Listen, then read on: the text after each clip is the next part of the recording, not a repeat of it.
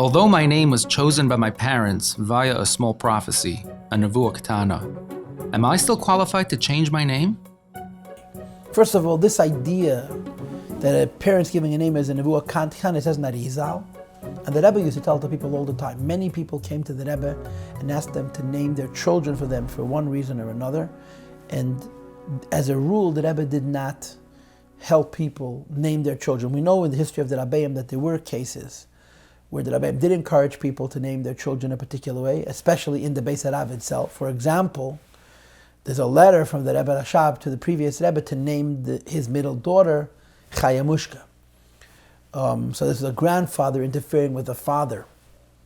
But as a rule, the Rabbeim did not involve themselves in helping people name their children because there's a nevuah ketanah, as they state, and of course, oftentimes you see how people give names, they make mistakes, or they change their mind at the last minute. You could see that there's something going on here.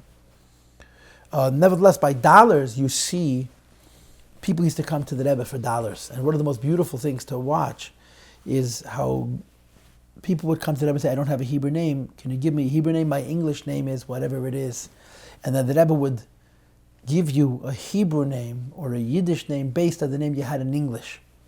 Like a person's name was Nancy, which has two N's, the Rebbe gave her the name Penina, and so forth. So the Rebbe would give people names, and it looks very nonchalant, very casual, very much like the Rebbe, but it's a Chanin Fund, certainly. In addition to that, the Rebbe told someone by dollars, you own your name. And because you own your name, if you chose to change it, you're in a position to do so. Again, I don't know the halachas.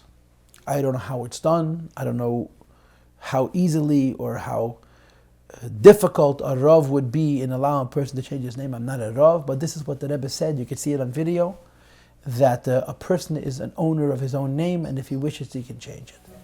But you have to speak to a Rav.